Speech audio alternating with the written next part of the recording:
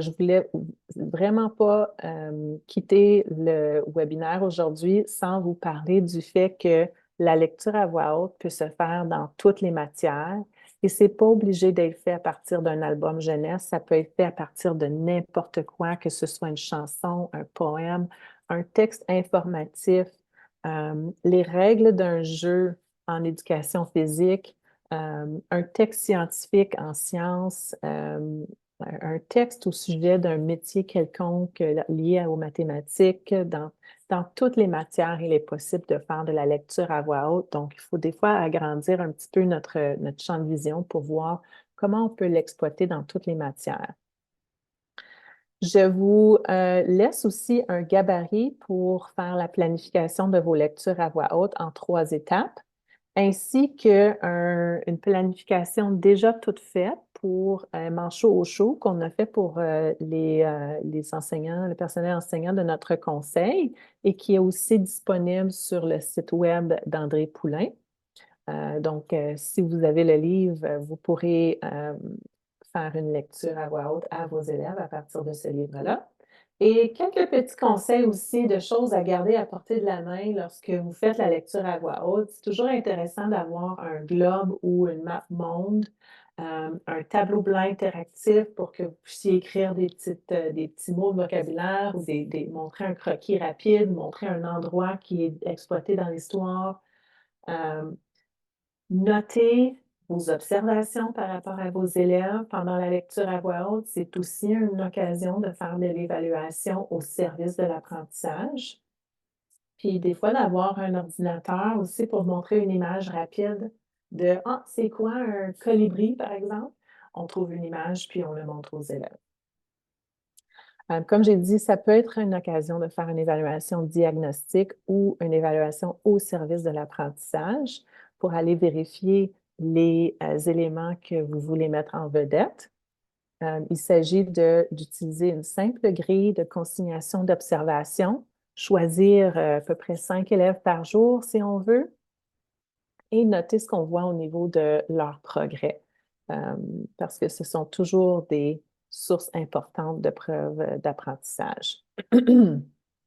Donc, quel genre d'activité est-ce que je fais typiquement avant, pendant et après ma lecture à voix haute?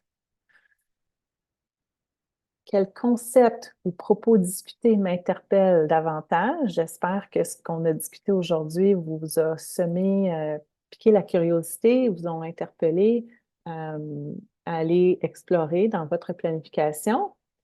Et quel défi est-ce que j'envisage? Je prévois ou je prédis que certains défis seraient au niveau de les ressources. Donc, je vous propose des ressources très rapidement, des ressources complémentaires, surtout pour des gens qui sont en contexte d'enseignement en langue seconde. Euh, Multi-tiered systems of support for English learners. Ça pourrait se faire aussi avec des apprenants de la langue française. C'est une routine de lecture à voix haute pour développer le vocabulaire. Donc, quand vous allez recevoir la présentation, vous pourrez cliquer sur la ressource pour avoir une planification euh, en étapes pendant toute une semaine pour exploiter la lecture à voix haute dans le but de développer le vocabulaire de vos élèves. Les 3 ressources que j'ai utilisées pour la présentation aujourd'hui sont les suivantes. Et justement, pour votre planification, c'est la fin. Merci d'être resté avec moi. Je sais que j'ai passé mon temps, mais tantôt, il y avait une question par rapport aux ressources qu'on pourrait utiliser. Je vous ai fait un recensement de toutes sortes de ressources qui existent sur le web pour vous aider à planifier, choisir des textes, des fiches pédagogiques déjà complétées pour vous aider à préparer votre questionnement ou cibler quels sont les points intéressants dans chacun des albums ou des romans.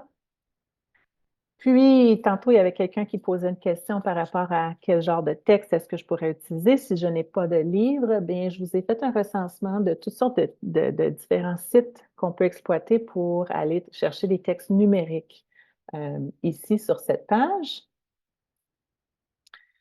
Et puis, si vous voulez en savoir davantage par rapport à la lecture à voix haute, je vous propose quelques liens intéressants, dont deux podcasts, un en anglais, Melissa and Laurie Love Literacy, avec l'auteur Molly Ness, l'auteur de Read Aloud for All Learners, et puis un podcast en français sur la lecture interactive enrichie avec Pascal Lefebvre. Donc, si vous voulez poursuivre vos apprentissages par rapport à la lecture à voix haute. Merci beaucoup. Merci d'être resté avec moi malgré le temps supplémentaire que ça a pris. Je vous encourage à aller regarder sur le site d'Only. Il y a plusieurs événements qui se passent présentement et qui sont à venir. Donc, on espère vous voir à nos prochains événements, hein. Merci beaucoup, tout le monde.